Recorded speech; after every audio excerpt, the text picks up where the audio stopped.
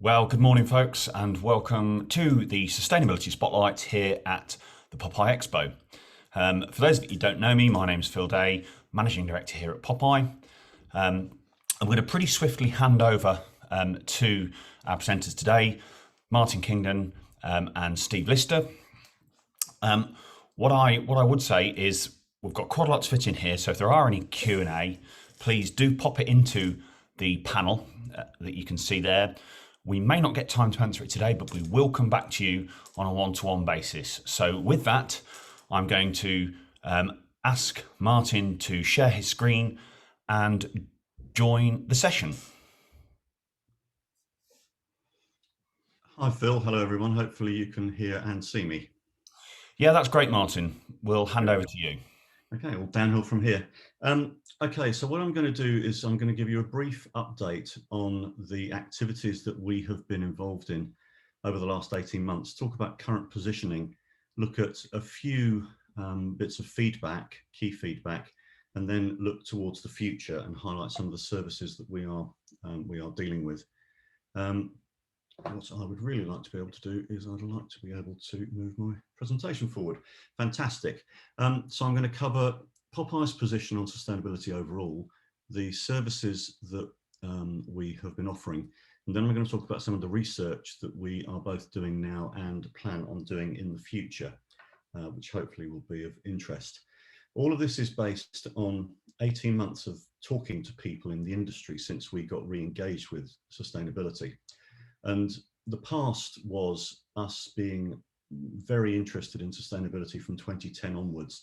And over time, interest gradually waned until the beginning of last year when suddenly it hit us like a train.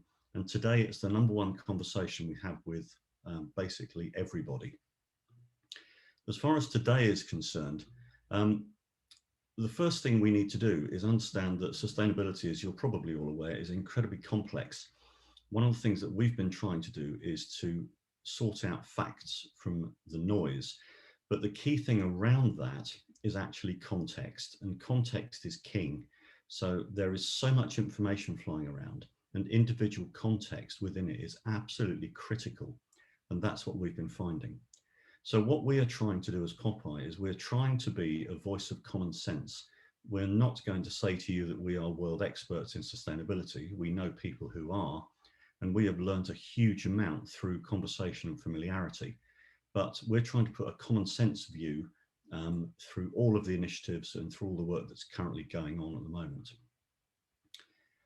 One of the ways that we're doing that is we have both the Sustainability Hub and the Sustainability Council, led by Steve Lister, who will be talking to you about trends just a little bit later on. The council is made up of 10 industry professionals from all across the industry, and their role is to keep us honest and to keep us appraised of what's actually going on at the coalface. And they provide us with information, discussion points, research topics, and so on. A couple of things that we've been looking at recently are eco-labelling, sustainable materials, and as I said, research. What we're trying to do is the information that we gain that we can validate in some way is we're putting on the Sustainability Hub, and you'll be able to see all the presentations from the Sustainability Zone on the Hub very shortly after this call.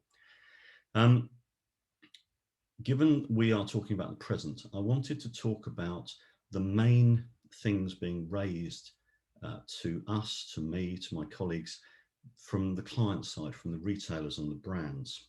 And I think that's a critical part of understanding where we are going to be going as POPAI whilst we're getting feedback from the rest of you. The first thing to say is that the client side, for the most part, are not experts like the rest of us. And what they are relying on largely is the supply side to give them information to back up their own resources. So there's a real responsibility on the supply side to be responsible with what is actually being put back to them. From the client side, a lot of the conversation stems from their overarching corporate position on some of these words up here: climate, carbon, and so on. And the issue is to translate that into something which can be dealt with through display, retail, in-store, and so on. we're hearing an awful lot about reduction in plastic, whether it's virgin plastic or other things, and I'll touch on that again in just a minute.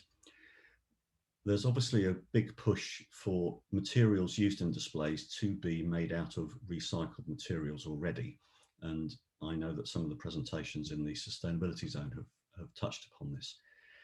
By the same token, all materials that have come from sustainable, renewable sources. The materials, once end of life happens, need to be recyclable, reusable, compostable, and so on. And that may or may not be possible with things as they stand. And it also relies to a large extent on third parties outside of the control of most of the companies who are engaged with us at the moment, which is a separate factor. We're also naturally seeing that some materials are forbidden or not recommended. And the concern here is that certain materials are being demonized, much as tobacco was, much as alcohol has been, much as HFSS products are about to be. And again, it comes back to context. So the materials that are particularly top of mind with this are plastics overall, PVC and MDF. And we'll be looking to put out some documentation around that to provide a broader context for everybody on what can, could, should be done with all of those and what the realities are about end of life. And finally, there's a big push for all designs to be prepared against sustainable design principles. Now, you know, obviously POPAI has its own way of dealing with that. Other principles are set up by brands, by retailers.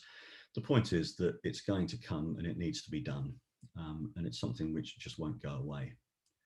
So taking that as a sort of a current positioning statement, if you like, of the things that we're hearing about as overarching issues, there are many, many other issues, but these are the sort of the key ones.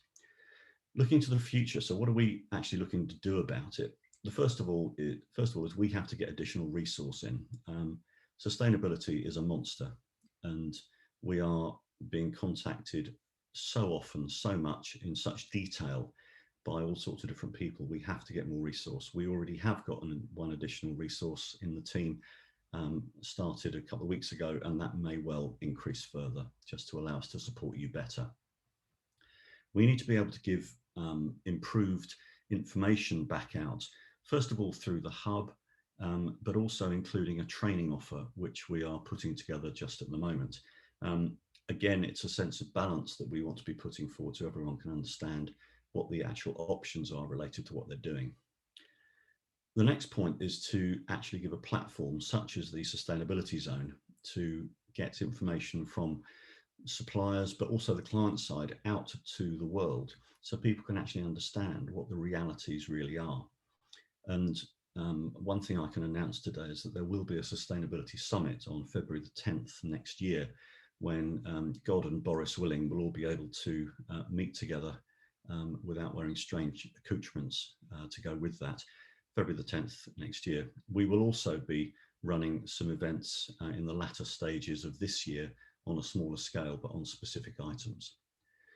And finally, coming back to the points I was making earlier, we want to work with the clients, the brands, the retailers, but also some of the supply side to have a balanced approach to everything that is actually done. It's too easy to take a rigid position in matters of sustainability, and in some cases that's just not justified from what we've seen. I'm going to touch briefly on the services that POPAI offers currently. This won't be a massive sales pitch, so relax, but I just want to highlight a couple of key points.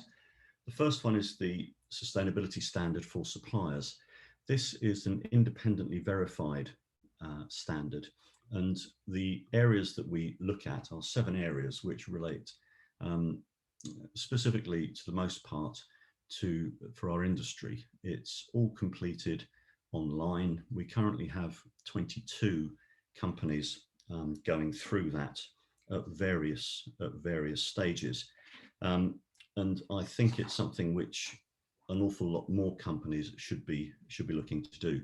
You can see who's achieved accreditation on the members directory on our website, but currently it's 100% Group, Arkan, Delta Group, DS Smith Retail Marketing, and HH Global who have actually achieved the standard. So congratulations to them. So please look at that for more, the website for more detail on it. I'm going to touch briefly on Sustain. A lot of you will have heard about Sustain because we've been banging on about it for ages. We now have about 55 licenses out there in the UK and now overseas as well. And so far there's about 2,400 items gone through it, 3,500 versions. What I find particularly interesting is that there are displays from 250 odd brands that have gone through it. And the point about that is that many of the brands that I talk to don't have a formal arrangement to have sustain scores or carbon scores sent to them, but some of their suppliers are starting to deal with them anyway. So if you're dealing with a brand and you're in a multi-competitive environment, it's perfectly possible that some of your competitors are actually sharing scores with those clients already, simply because of the pure number of brands that are involved with it. As far as the outputs are concerned, you get the sustain scores themselves, which relate specifically to the industry. It's an industry tool designed for us, but you also then get the CO2, water, and so on. And I've put just a brief example of the results there. There's lots more in the results, but that just gives you an idea of what it's like. I think the other thing to mention related to the world of brand and retail is that it's becoming increasingly important for suppliers to show their sustainable credentials. And of course, already in some pitches and tenders, that is a major part of a company's submission. And I really do think that's going to intensify over the next few years. The next one I'm going to touch on briefly is the partnership. This is aimed at the brand and retailer side of life. This provides support, training, access to resources and so on. And if any brand or retailer is interested in learning more, please do get in touch. We've only recently launched it, but we are starting to promote it quite actively. What I'm going to touch on now is the research side of things.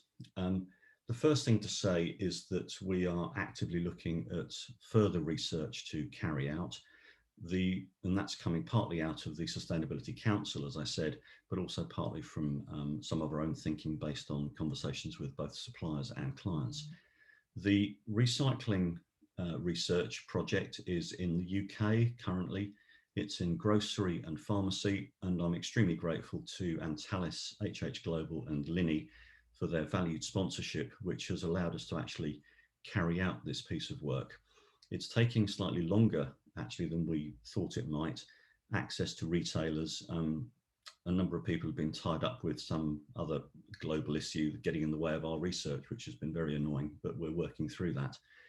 I'm going to talk about the sustainability survey in just a moment, but also to highlight that we now have started actually undertaking sustainability consultancy for retailers, brands, and for supply side. The main thing about this is that everyone is at a different stage of their journey in sustainability. Some people have internal resource and expertise, other people do not. We're here both to help you as a member, but also if it gets more complex, we're here to help you with some specialized services. The sustainability research, which I mentioned to you, you may have seen the email that's gone out, and quite a few companies have already completed this survey, which you can find on the POPAI homepage currently. So please do use that link, do the survey. It's aimed at everybody, brands, retailers, suppliers, materials, installation, you name it, it's aimed at everyone. And the reason for this is we need to get a benchmark position on where the whole industry is within sustainability and environmental measurement. And that will allow us to tailor what we do over the next 12 months against issues that are actually the real ones for the industry. And what I'm going to do now is just briefly show you a few slides of outputs that we've got from this. I'm not going to show you the whole thing, but that will come out in due course. But at the moment, I want you to get a feeling as to the generic questions that we are asking of people. We've started off by looking at whether people have a mission statement related to sustainability. And of the respondents so far, 3/4 do have a mission statement. Related to that, do they have overarching sustainability goal for the whole company? Slightly less, about 60% do, 40% do not. Then when we're getting very specific, do you have specific targets with deadlines? and that's about 65% that do. The point about this is that this has changed dramatically. That we know this anecdotally over the last year or so, but my expectation is that that will grow dramatically. And to be accredited for the POPAI Sustainability Standard, you will need to have these things in place as part of your submissions. As far as the specifics of the targets and the goals are concerned, you can see that the main ones relate to carbon, waste recycling, plastic reduction, and waste to landfill, which is obviously related to the recycling question. And there are other areas as well. This is just, as you can see, a few of the ones that have come up. These are the key ones. Carbon is the buzzword at the moment, and that does relate back to sustain, because sustain will give you carbon scores for an individual item plus the total production run, which many people are seeing as the measure that they are working to, even though that is, it's a slightly sledgehammer to crack a nut kind of measure, but it's the accepted one at the moment from most people. So we will continue to work with that. The final one I'm going to show you in this section is accreditations. And I know that Steve will talk about this in a bit more detail in his presentation, but we have seen companies signing up to all kinds of things, looking to genuinely reinforce their sustainable credentials. And we're really interested to understand what are the key ones that actually will make a difference, in the real world, what actually will really work. It's nice to see some people have signed up for the standard and for sustain. And if you haven't, well, shame on you. Talk to us later. But you can see that FSC is extremely important. And there's the Carbon Trust and EcoVadis, which we're all aware of, is mandated by some people as well. So there will be a great deal more to come out of this research. But again, please jump onto the website, complete the survey, because you'll be making a big contribution to our efforts in the future.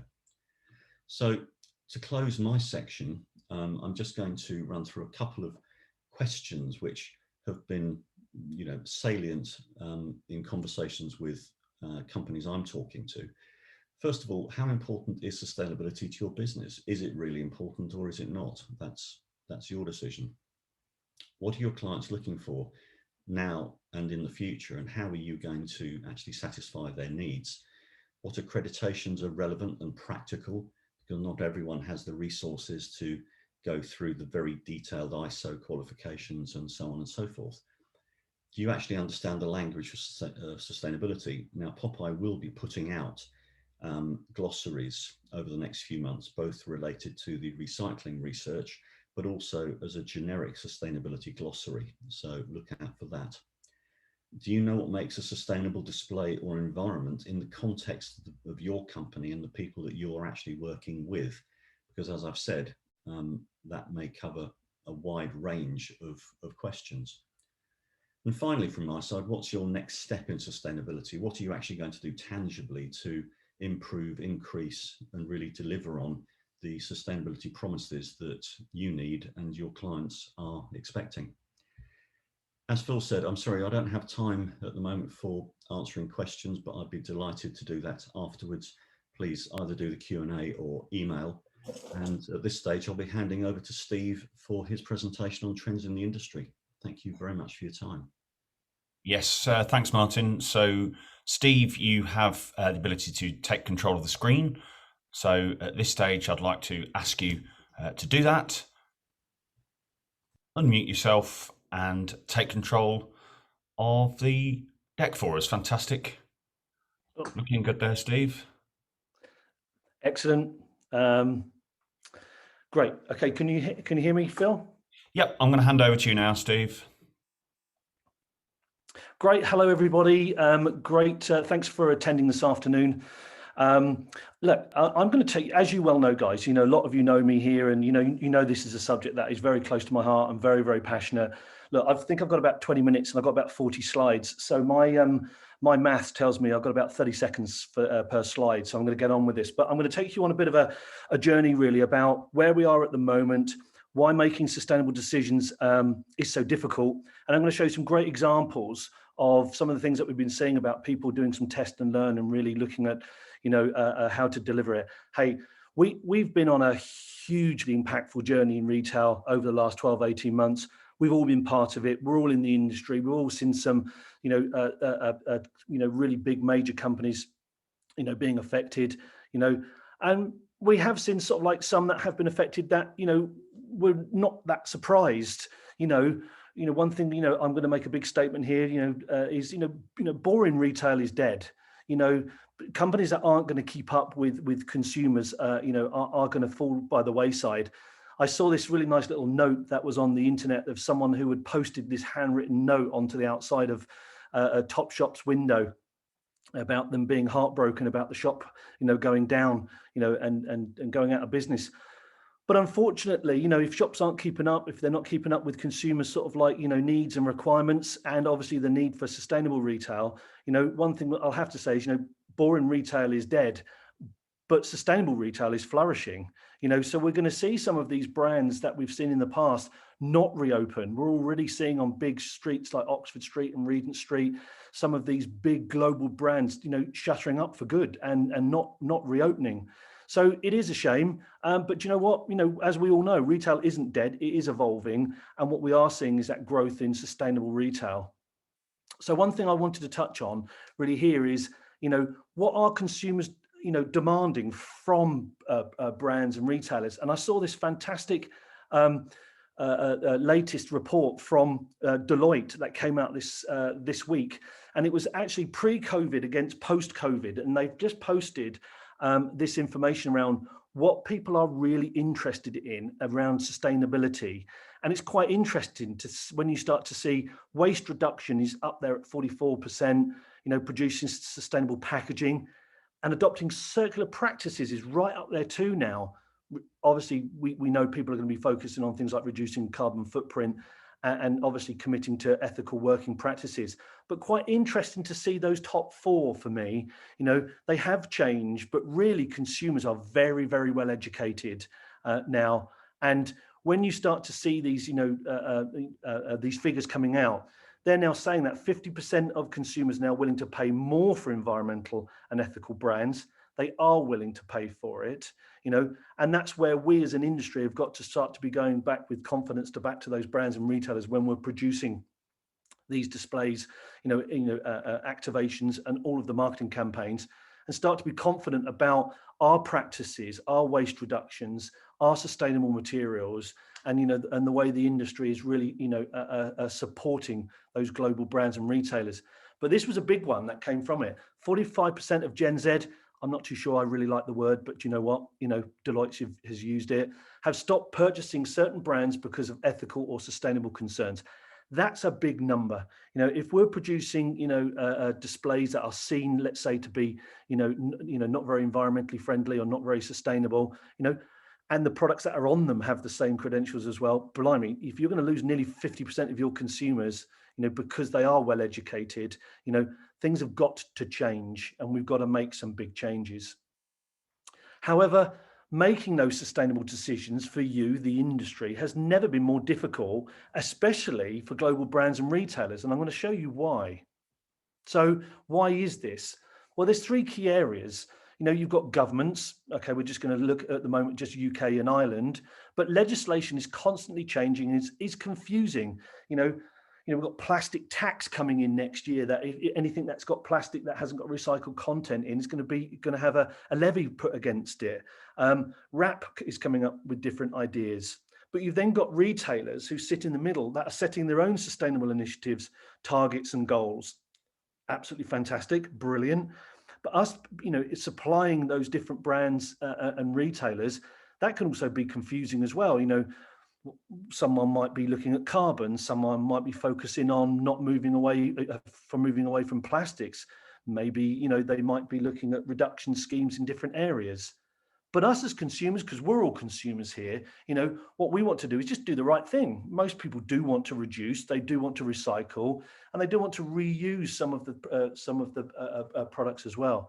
So this is where we're finding that the confusion. So we've seen a big growth in brands and retailers aligning themselves with the United Nations, Sustainable Development Goals. This seems to be really the de facto standard now, where people are starting to align with these 17 goals. If you haven't looked into these, definitely worth to take a look at. It can seem a little bit complicated when you first go into it.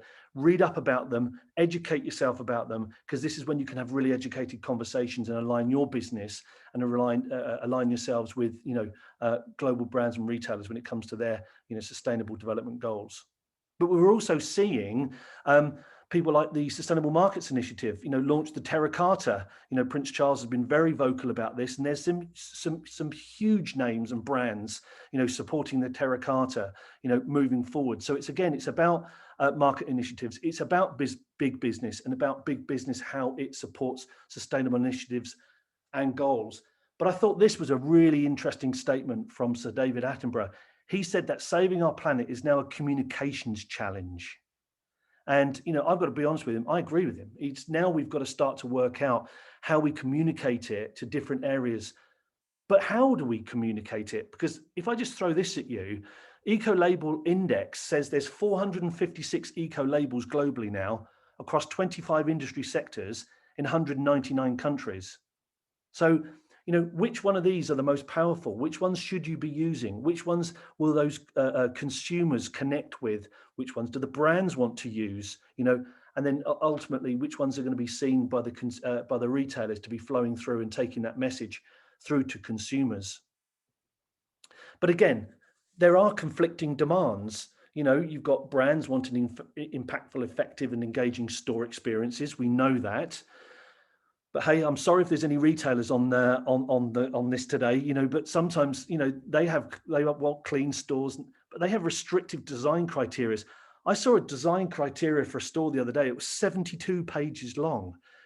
That's confusing.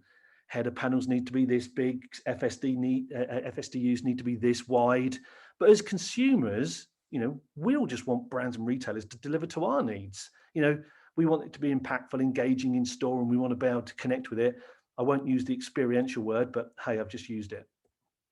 So that leaves us with many more questions than we have answers.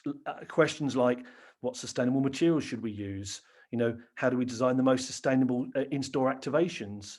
Are we using the right manufacturing processes for those? Do you distribute your marketing POS in the most efficient ways? How do you stock them, store them, ship them, pick them, pack them? There's all sorts of questions around what happens to your marketing POSM once it's used in store, and will the assets be recycled at the end of life? And not like Martin said, I will also say thank you to those key sponsors for that recycling project that's going on. We're finding out some fascinating things, and we're going to find out once and for all what does happen to all of this print, POSM, and marketing at the end of life. So the one thing we do know is COVID-19 has only acted as an accelerant for sustainability, and the retail landscape has changed. Like I said before, boring retail is dead, but sustainable retail is absolutely flourishing. And I'm going to show you some examples now. I'm going to take you through. We've seen Asda launch their trial store. This is the big thing, and this is the theme that I'm going to carry on through here. It's about trial and test and learn and then launch again. So Asda are launching some great stuff. If you haven't seen this online, go in and take a really, really good look at what they've done. There's been some great reports out there and visit reports and some great initiatives. Will all of those initiatives flow through into final stores? I doubt it very much, but hats off to Asda for actually taking this and doing a trial store.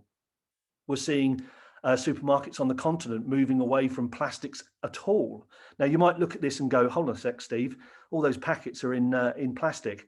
They're all in bio and compostable plastics, not oil-based plastics. We're seeing refill stations and unpacking stations now, zero waste, all over the place, with big retailers, all moving towards this, which is a great thing, for a lot of consumers.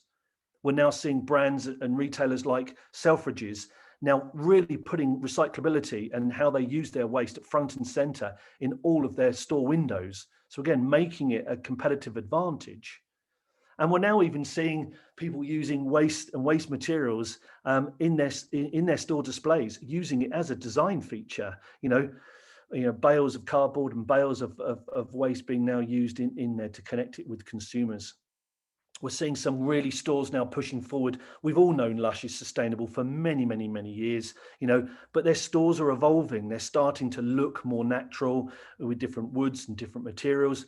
And one thing I absolutely love is they've now got their collection mechanism scheme for all of their used consumer returned black pots, of which they're chipping and then they're remanufacturing into flat sheets, which is going into all of their displays in stores. So all of these black signs that you see in the retail stores are now made from 100% recycled old tubs. So again, it's just that circular thinking. I'm not going to make it and throw it away. I'm going to take it back and recycle it and make it into something which creates a really good sustainable narrative with consumers.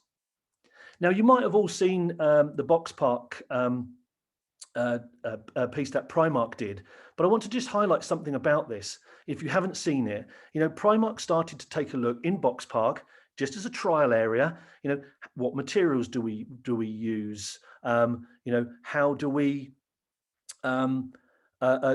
trial different materials, take away plastics, take away the hangers and do cardboard hangers, organic cottons, woods, moving away from plastics in displays. So they really tried to do this, and they captured all the consumer feedback, looked at the responses, changed the packaging from white or plastic over to recycled craft, wooden tables, POS that was easy to put up, using sort of like, the more honeycomb recyclable products.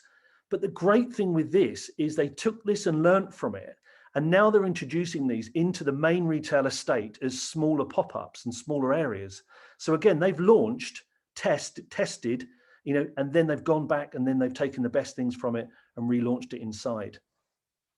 Adidas Parlay launch. The whole idea of this was about plastic waste and innovation about reducing plastic and using recycled plastics.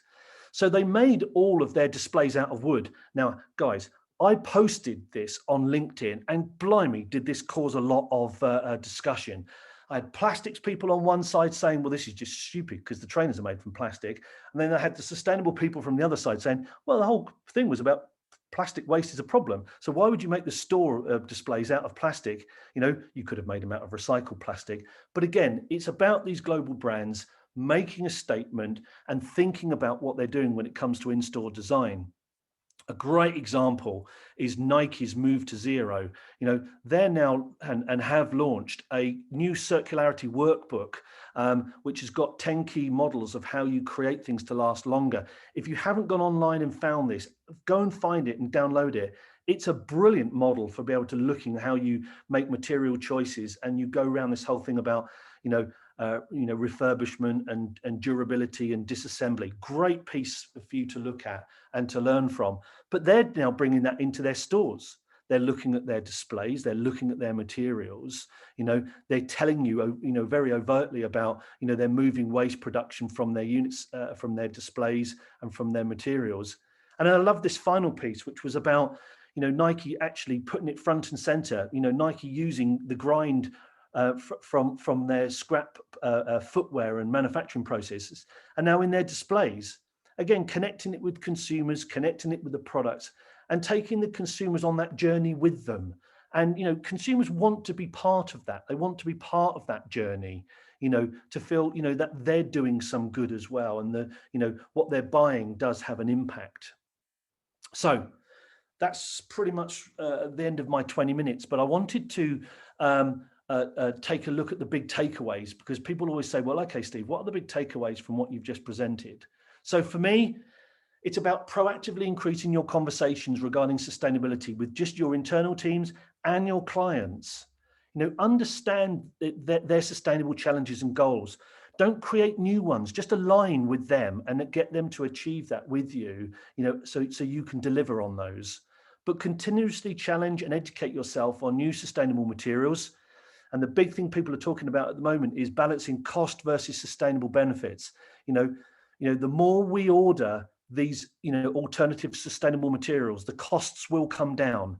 They might be more expensive at the moment with some of them. Speak to your clients about them. See if you can do maybe a cost share increase with them. Move towards removing plastics with fiber.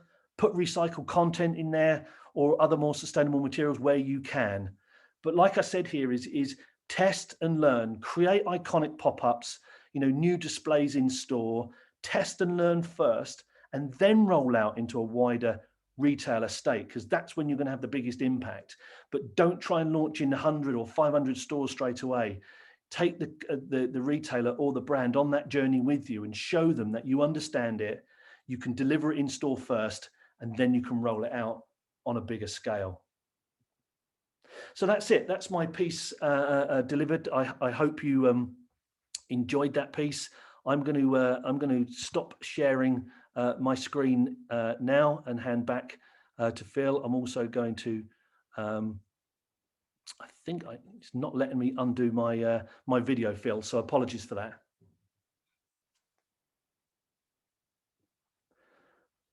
I think you're on mute, Phil. Excellent. Steve, I've got one question here for you.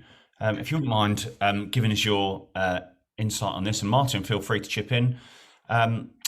Steve, the question is the feeling about pace of change from trial stores and those initiatives that you shared with us there becoming more mainstream. And the question really revolves around your opinion on how and whether it's about taking elements from those trials based on what works, what doesn't work, and what's scalable. Do you think that pace is increasing, or is it just a lot of noise that we see out there? It's definitely not noise. It's a really good question, because whoever you're working with will want to work at a different speed. So you've got to be prepared that some of your clients will want to work at breakneck speed. They might want to do 100 stores tomorrow. Then you've got a big challenge. But I think it shows professionalism if you sort of rein some of these, some of your clients back, whether they're a global retailer or a brand, to say, look, you understand the challenges, show your professionalism and say, maybe we want to do maybe 5 locations or 10 locations first, take that learning first. And then, you never know, there might be some tweaks that you make with the second rollout or the third rollout. It could save them even more money. It could increase the impact or the sustainability impacts as they go through. So I would say it is accelerating, sort of like take it on the chin. If someone does come to you and turn around and says, we want 500 launched in 500 stores, that it is a big challenge. But if you can rein them back a little bit, just to say, look, let's do a test and launch first. It might be 25 stores, before you go to the big rollout. But we definitely need to know what these materials are, how to use them, what's the impact, and what are the returns of investment, what's the return on sustainability, first before we launch it out. That's a big thing. I'm going to come back to that point, Steve. Hold that thought. Martin, I can see you've unmuted yourself, which shows, 1, that you're listening, and 2, that you have got something you'd like to say here. So over to you. Yeah, one brief point is I don't think we should underestimate the pressure on client teams to actually deliver some of these initiatives, because the people that we're talking to are under horrific pressure because they already have a day job, and now they are expected to deliver on a whole range of different sustainability commitments and potential new stores or displays and so on.